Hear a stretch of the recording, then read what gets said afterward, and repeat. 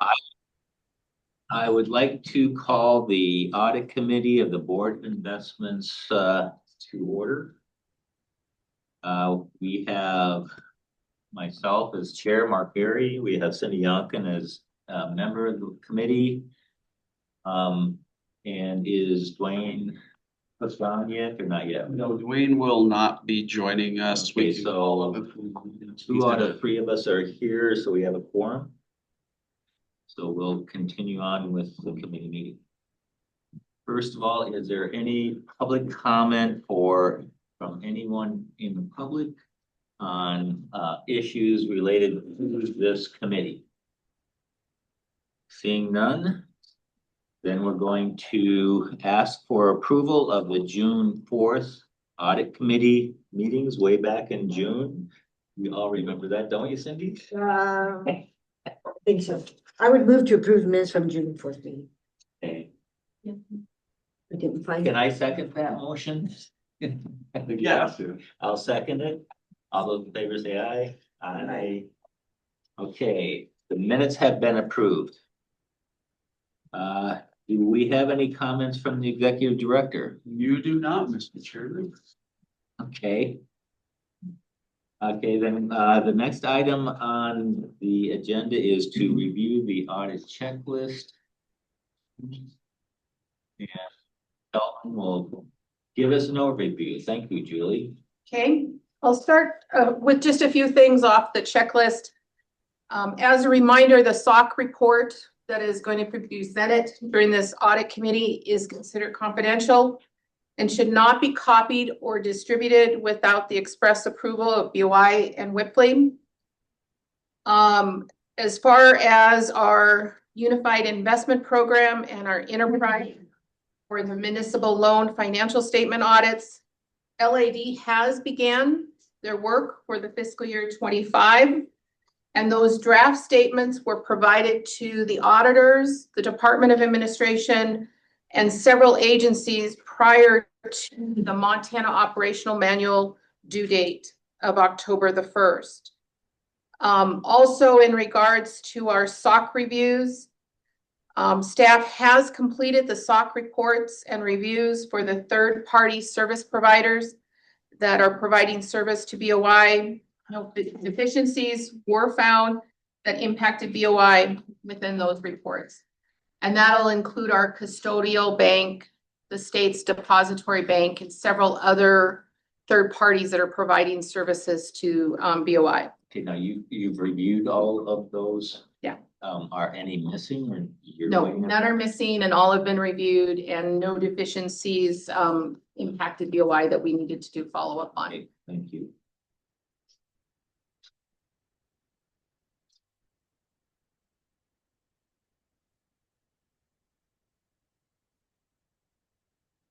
So this morning, I'm going to provide a high-level overview of our internal control structure. Internal controls impact every aspect of our operations and fundamentally come down to our primary duties, that we act in our fiduciary capacity and that we adhere to the prudent expert principle. An internal control structure is necessary in providing the board, management, employees, customers, and the public reasonable assurance that BOI is fulfilling its fiduciary responsibilities. Internal controls are the responsibility of the board, the management, and the staff at BOI. Internal control structure is an ongoing structure. Typically, there are 5 major components of an internal control structure that management is responsible for. These commonly are referred to by their acronym of CRIME. There's control activities, which are the actions that management establishes through policies and procedures to achieve the objectives and to respond to risks in the internal control system. And this includes our information systems. There's the risk assessment, which assesses the risk facing us as it seeks to achieve its objectives and provide the basis of developing appropriate responses to those risks. We have our information and communication piece, which is the management and communication of quality information to achieve our objectives. The monitoring piece, our activities management establishes and performs to assess the quality of performance over time and promptly resolve the findings of audits and other reviews. The last piece is the environment, and this is the foundation for any internal control system. Within these elements of the internal control system, each of them also have 3 categories.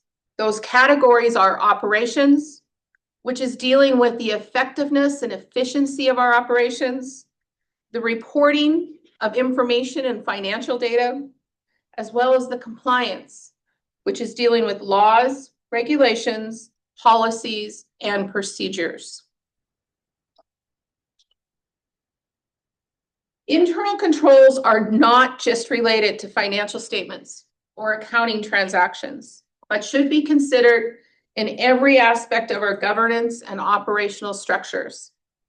An internal control structure is used to help prevent misstatements in financial reporting, prevent fraud and loss to an entity, including reputational loss, and to promote compliance. Internal controls can help reduce the risks and help reduce operational failures. Per the Montana Operational Manual, management is responsible for establishing and maintaining an effective internal control system. Internal control is a process affected by the entity's oversight body, management, and other personnel that provides reasonable assurance that the objectives are being met. Throughout the year, management is expected to conduct reviews, tests, and analysis to ensure the proper design and operation of our internal controls. Management is responsible to the extent of the efficiency and effectiveness of the internal controls, as well as any corrective action for deficiencies. It is the agency's management's responsibility to develop the detailed internal control policies, procedures, and practices that best fit their business needs. Furthermore, agencies are to review key controls for high-risk programs and activities annually, or more frequently if warranted. There are several board-approved governance policies that deal directly with the board's internal control structure. The first is 20.100, which is our code of ethics. This policy applies to board members and staff and requires an annual confirmation. Within this policy, it addresses conflicts of interest, protection of information, the use of board assets, gifts, travel, and meals. Governance policy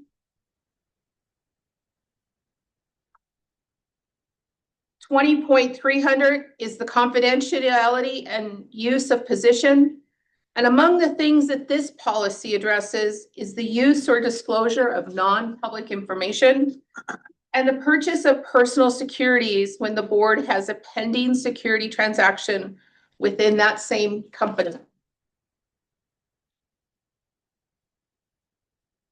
2400 requires that a SOC audit annually be conducted on BOI's operations and that appropriate action be taken on any internal control audit finding. 10.161 states that the purpose of the audit committee is to assist the board in fulfilling its oversight for the financial reporting process, the system of internal controls, our audit process, monitoring of compliance, and our code of ethics.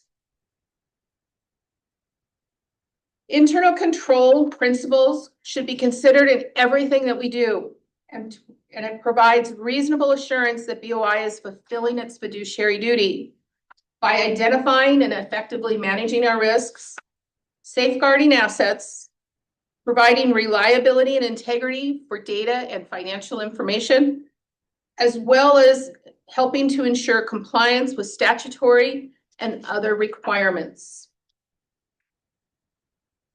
The underlying principles within our internal control structure include the separation of duties, the levels of authorization and approval, the custodial and security arrangements we have, timely and accurate review and reconciliations, and the limits, verifications, and the multiple levels of security that we use. BOI's internal controls are reviewed by both our SOC auditors and the legislative auditors. BOI's internal controls are also relied upon by a wide variety of external parties, including the legislator, participants, both state agencies and local governments, our state custodial bank, as well as our state depository bank, board consultants, and members of the public.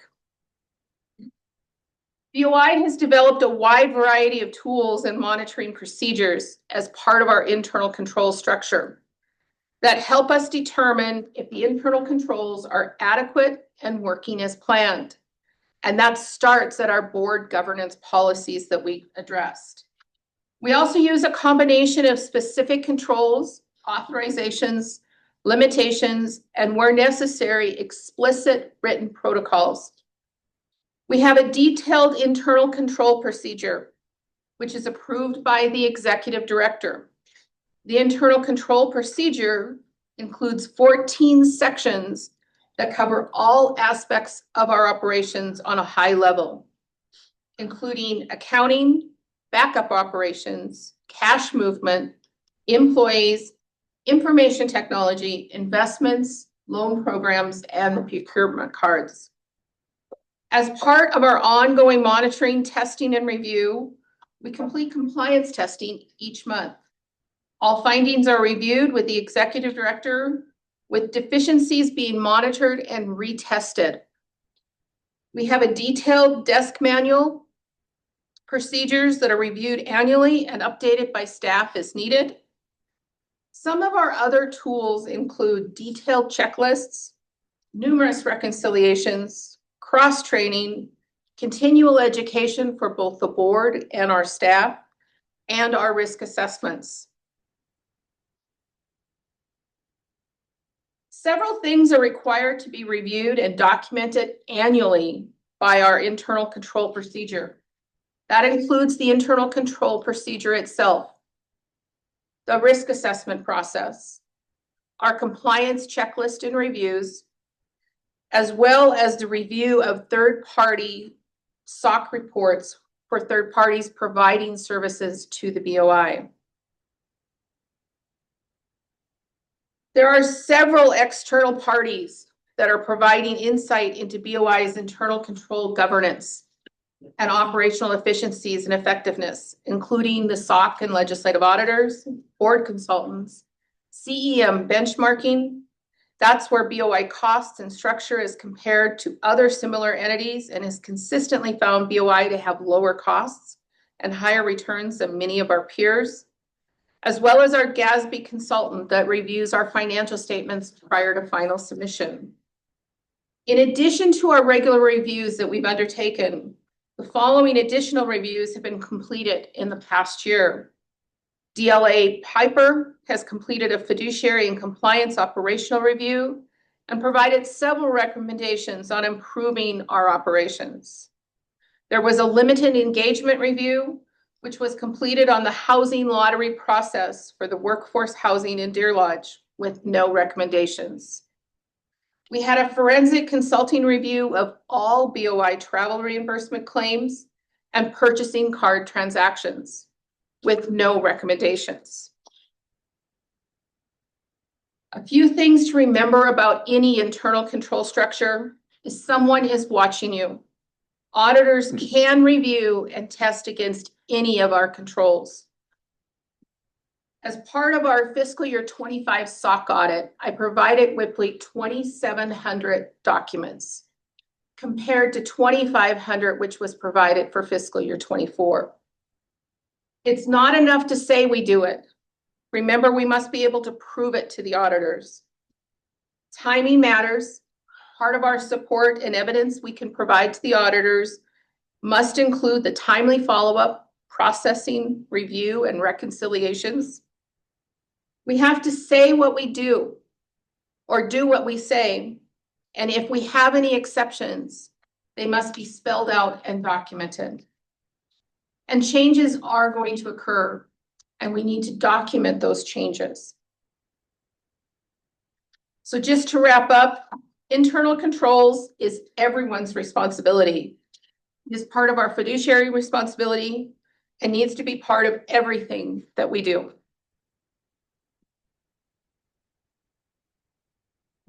Thank you, Julie. Pretty thorough. Go ahead, John. So for the detailed desk manual, I'm curious, so do interns trade over the summer? Like, do they trade, they come in and actively trade? And when I say actively, I don't mean that they're, hey, I'm creating a portfolio, et cetera. But I guess that's I had taught a class, I was over at Carroll, and one of the students claimed that they traded $3 billion worth of fixed income over the summer. What is the manual on that? You know, and what do we allow the interns? I mean, someone could obviously that is not concerning per se, but something I'm curious about. So they sit with the fixed income team, and they actually get to push the button, but the fixed income team they're doing the trade. You know? I mean, it's not the interns trading, right, per se. Great, and that's in the manual. That would be in the like that's so. I think it'd be good to spell out like what the intern abilities are in a manual, or if no rush on that, but I mean that would be like something I think when I look at this, that's where I would think that there might be an area of to look at. So they would be caught in the control environment. So if they tried to, so they get a Bloomberg terminal for the summer if they're on the investment side. And That Bloomberg terminal does not have trading capability. correct. So that's where the catch-all comes, is they couldn't actually like go out and say, I'm going to rebalance the fixed income portfolio today. And even if they had found a way, we've got the controls in that there has to be, it would go through ops and accounting, so they wouldn't be able to catch it. So we catch that on their authorizations within Bloomberg. The fact that you have somebody with them, that's the whole answer. That's great. Yeah. Thank you. Yeah. It's okay to confirm that they're not letting interns do all those things all by themselves. That'd be like letting me do it all by myself. I wouldn't even want to do one for, If you want to go It's to easy to find fingers on the we'll road, sure. look over your shoulder. but not all by myself.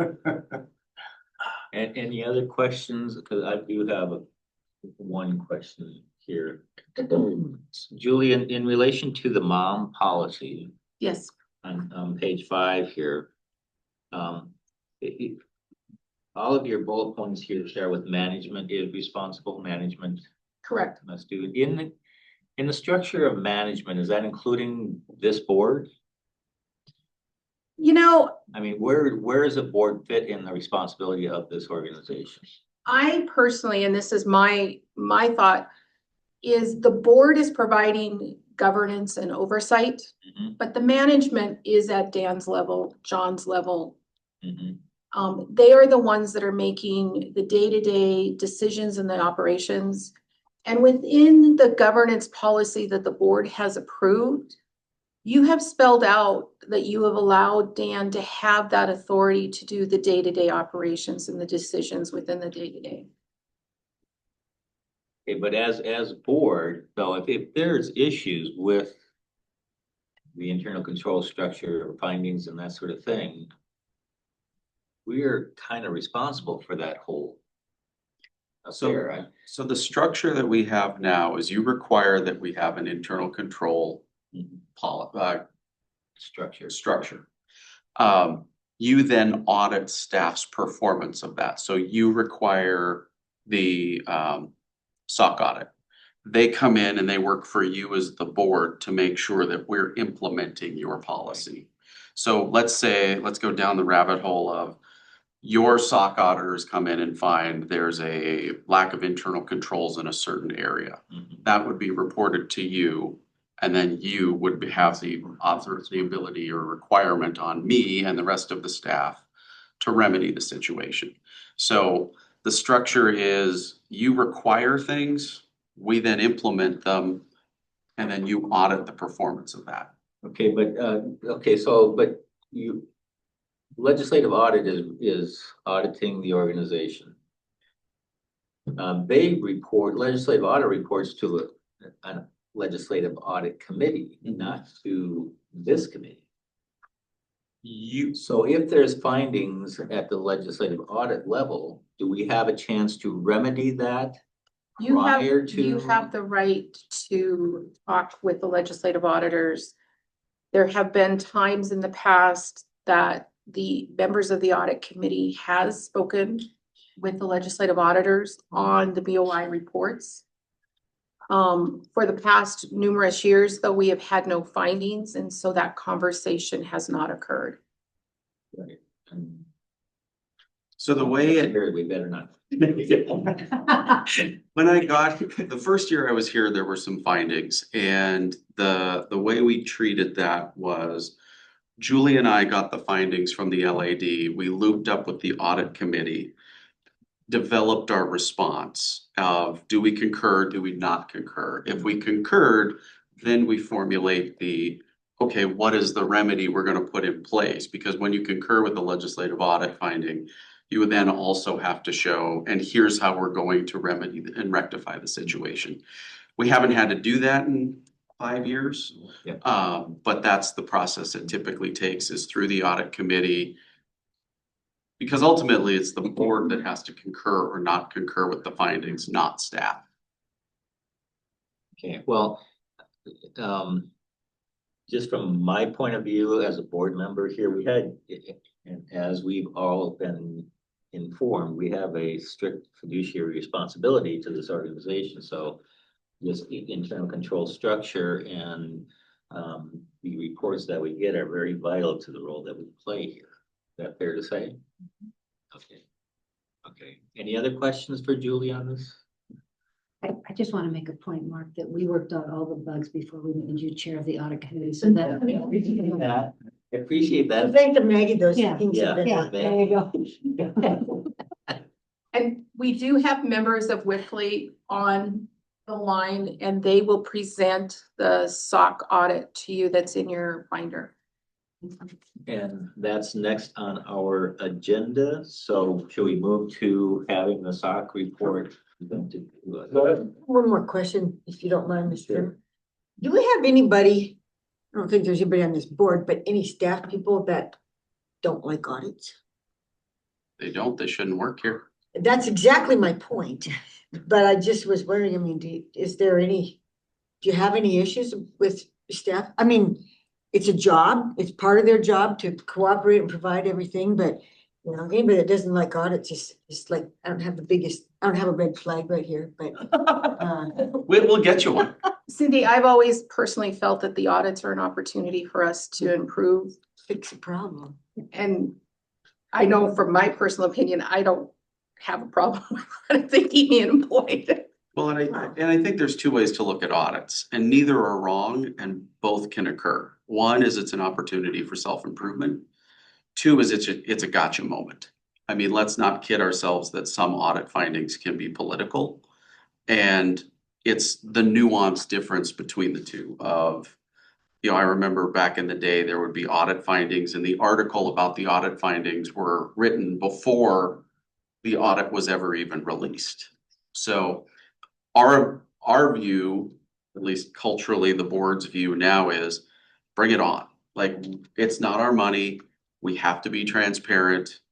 We're the most audited entity in state government. We're the only entity in state government with a comptroller that regularly tests all of our controls, which is new in the last 3 years.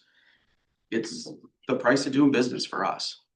Well, not just the price of doing business, it's the responsibility that we have to the people of Montana. Yeah. Period, end of discussion, and it helps us do the job better.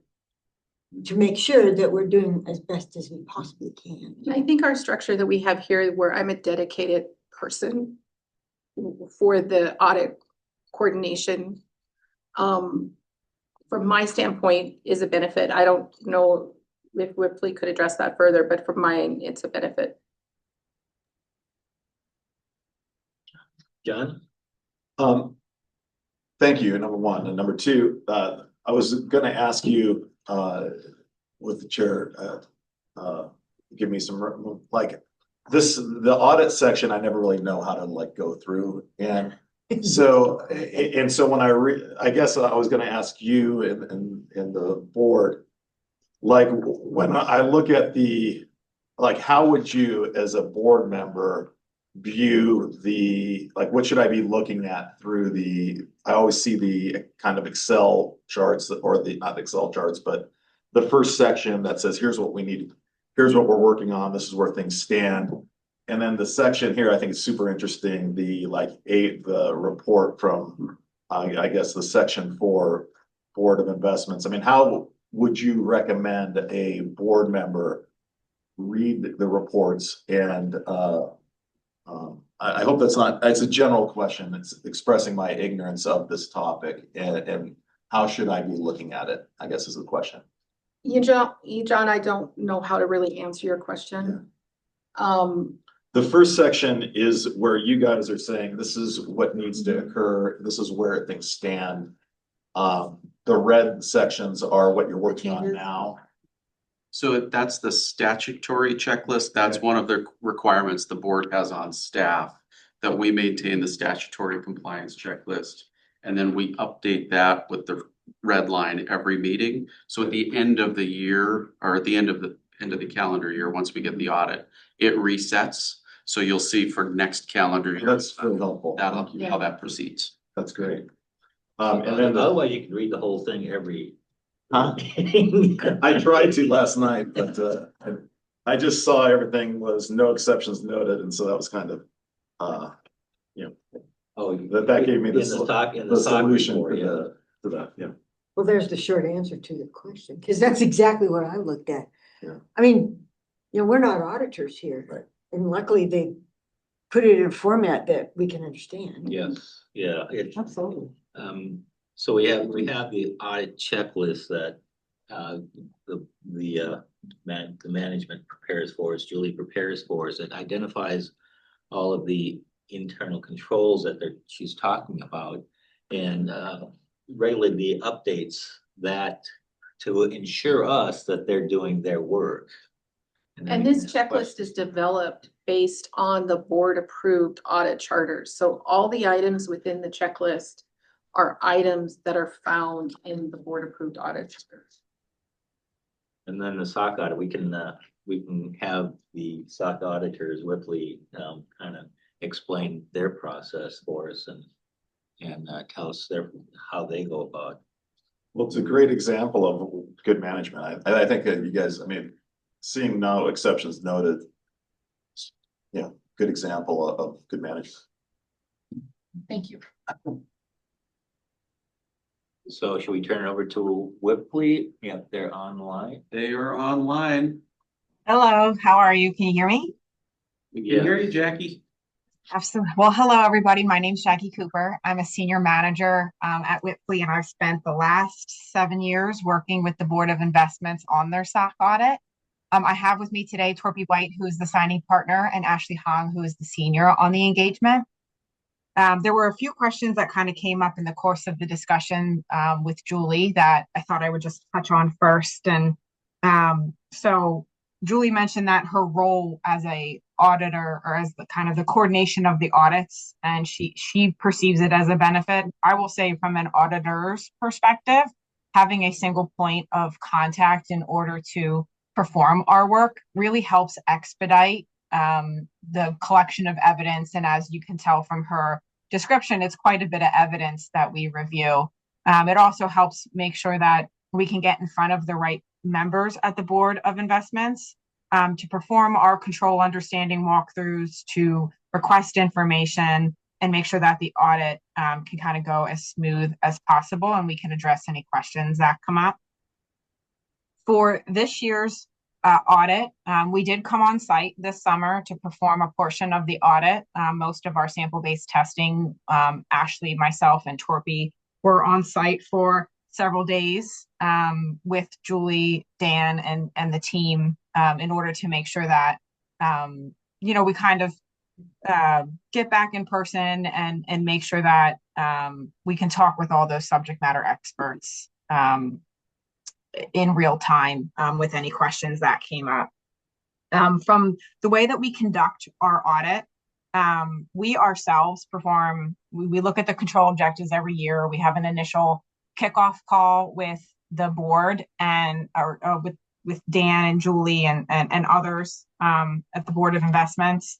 And through that kickoff call, we ask, has there been any changes, any regulatory changes that will impact the activities that the board will perform? Has there been any board decisions that will impact the control infrastructure?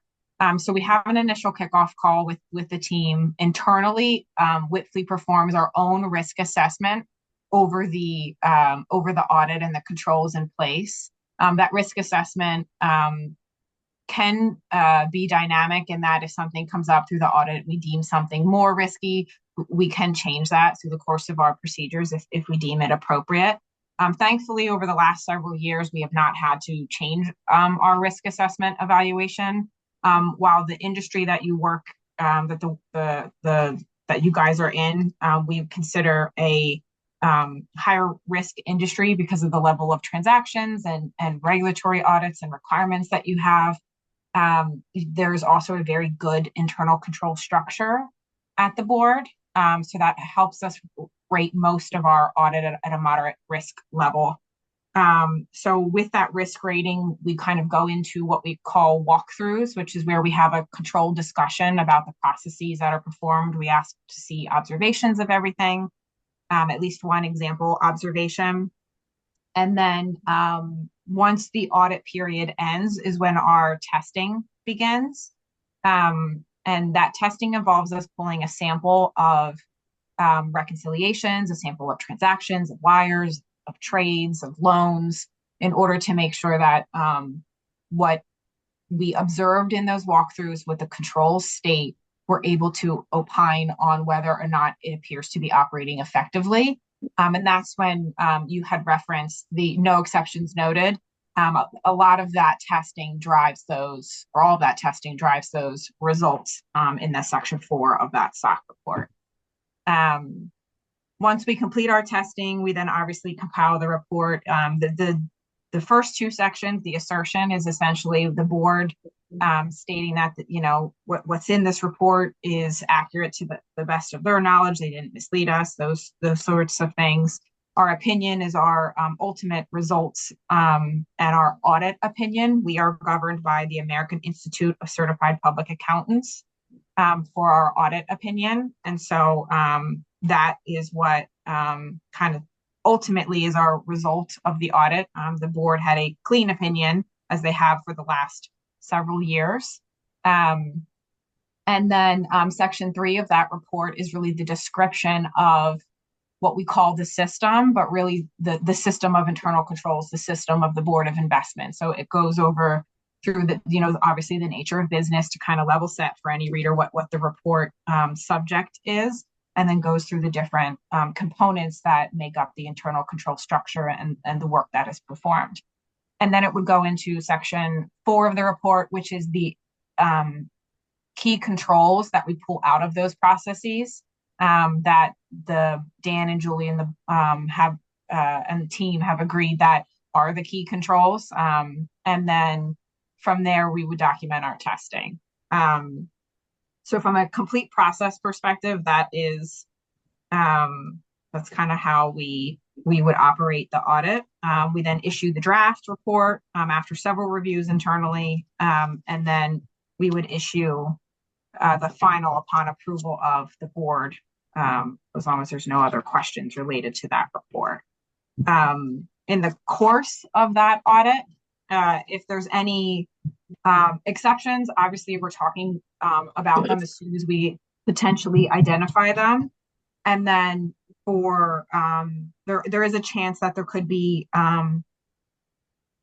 other recommendations that are maybe not pertinent to the controls listed in the audit, but things that come up as a part of the review that we say, you know, this isn't necessarily in scope, but we observed something and we would share that with Julie and team, sometimes formally, sometimes informally, depends on the type of conversation that it results from.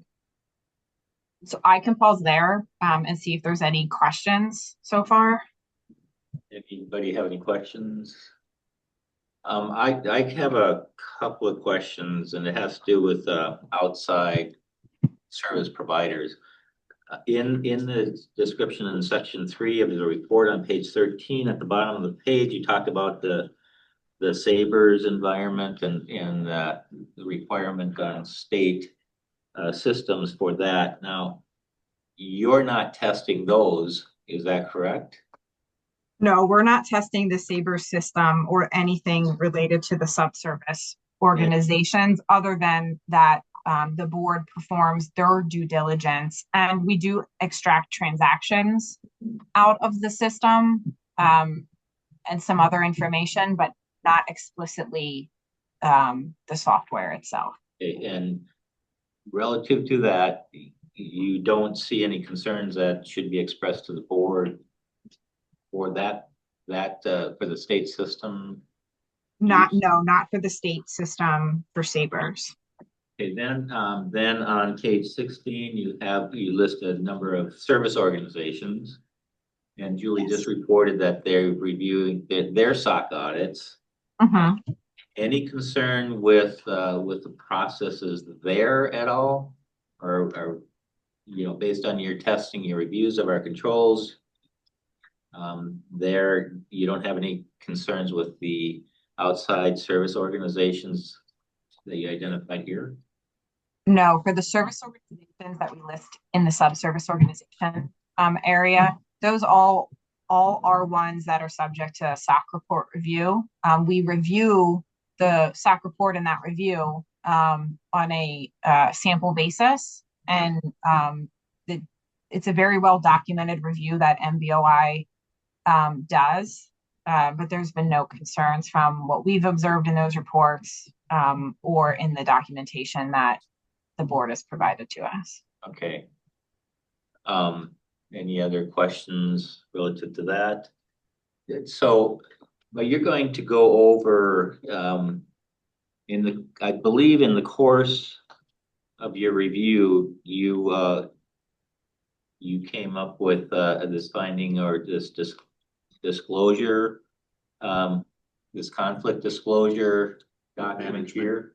It's called a management letter. So Jackie, do you just want to discuss quickly the management letter? Yeah, absolutely. So the management letter comment is a very common audit letter that we utilized in this instance. I mentioned earlier that in the course of performing the audit, you know, we learn a lot about the business and other internal controls that are in place at the board, but maybe not necessarily in scope of the audit. And the management letter that we put together today is exactly that. It's an observation that we had. And so the observation that we had essentially is that the board of investments obviously has to make a lot of decisions on their investment strategies and companies they're investing in. They do a lot of due diligence. Part of that due diligence that they do is they ask employees annually to perform a like conflict of interest check. So if they have any investments over a certain dollar threshold, according to the policies that are stated at the board, individuals are supposed to report those. The board records those and then has those on records for any potential investments. I mean, the purpose of that is really to make sure that somebody's not making a decision that could potentially have a conflict, you know, benefit their own dollar, but maybe not the board of investments. And so the observation was just was a little bit twofold. Is that while they have the this annual check that people are the employees are opining for related to that conflict of interest, our recommendation is to have the employees review the investment listings that are available to them, which are public listings, to see if they have any other conflicts of interest. So kind of making it not just the responsibility to disclose a certain dollar investment that they have that may not be related to the board or related to the board to date, but also looking at what the board has invested in and do they have any conflicts there. It just kind of rounds out the conflict of interest strategy, and it's pretty common from what we see with our other investment companies and even in public accounting. It's a very common practice. We also recommend, as you stated earlier, the board of directors has a fiduciary responsibility. So we included in that recommendation that the board be a part of that attestation to say that, we looked at the investment listing and we don't have any conflicts of interest that would be notable to the board, and they can just maintain those records in accordance with their record retention policies. Okay, so this disclosure is an additional disclosure on top of the conflict of interest disclosure that we do. So this would be the sixth attestation that staff and board do. First one we do is the Code of Ethics that signs off on the Board of Investments Code of Ethics. The second is the confidentiality and use of position that we put in place last year, really as a prevention of front running. That, let's say we have a private equity firm that's going to go public, we will know about that. So there's prohibitions on when staff could trade. Third is the internal control procedure review, and that everybody has reviewed the internal control procedure and signs off that they will abide by it. Fourth is the state ethics policy. Fifth is the state harassment and non-discrimination policy. And then this would be the sixth element. Basically, the nuance that we did on this one is you all are not making, we have a delegated model. John and the investment team are making the individual selections to the extent that we have selections and we're not passive. So there's a greater risk of use of position or non-disclosure on the staff side than there is on the board's side, right? Like you're not going to be in making a determination on a private equity fund. You're not going to be in, say, pushing the buttons on the Bloomberg saying we're going to buy or sell this treasury. So what you see here is a very high level policy I put together. Thank you to the two chairs for their review that basically adds that last sort of level of disclosure that, as Jackie said, rounds it out and addresses the concerns of the management letter. Okay, so a question I have, now you talked about trades and that sort of thing that we're making, but we also have a pretty active loan process going on. And you missed it here. But does this include that activity as well? Yes. Okay. Okay. All right. So anything else that you wanted to discuss with us, Jackie, or present to us? No, I think overall the audit went really smooth.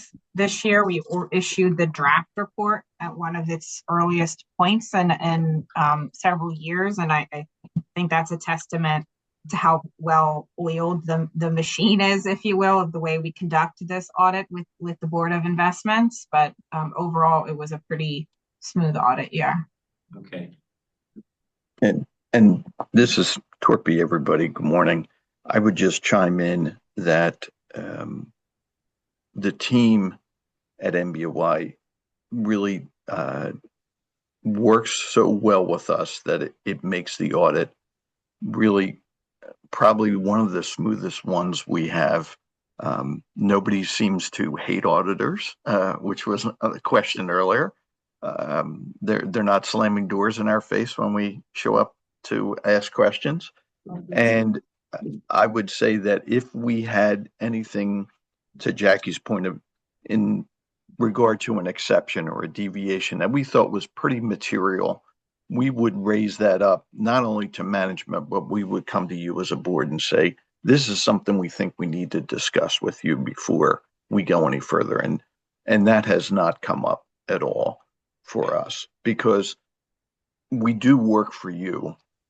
And that's where we feel our biggest responsibility is, to make sure that you're comfortable with not only the results of the audit, but the conduct, and whether we felt there was an underlying elevated audit risk because of the way we saw the internal control environment operating. As Jackie mentioned, we do our own risk assessment on the audit, and it has a high, medium, and low rating that we constantly are looking at to make sure that we're not over auditing and we're not under auditing in any particular area. And with MBOY, we felt like our risk assessment has always been spot on. Okay. All right. So go ahead. No, I was going to say, and the last thing for your benefit is, this is my last year as your signing partner. I'm going to be retiring at the end of the year. So Jackie and Ashley and our other team members stay with you and are going to carry you forward. We do have a tremendous team behind the scenes that reviews your report as a concurring reviewer and another partner in addition to my review. So those individuals will step in and be your signing partner going forward. So I appreciate working with you guys for the past 7-8 years. It's been a pleasure. All right. Well, thank you and congratulations on retirement. Thank you. Okay, so the audit committee has a couple of decisions to approve here. One is the actual audit report that we just went through.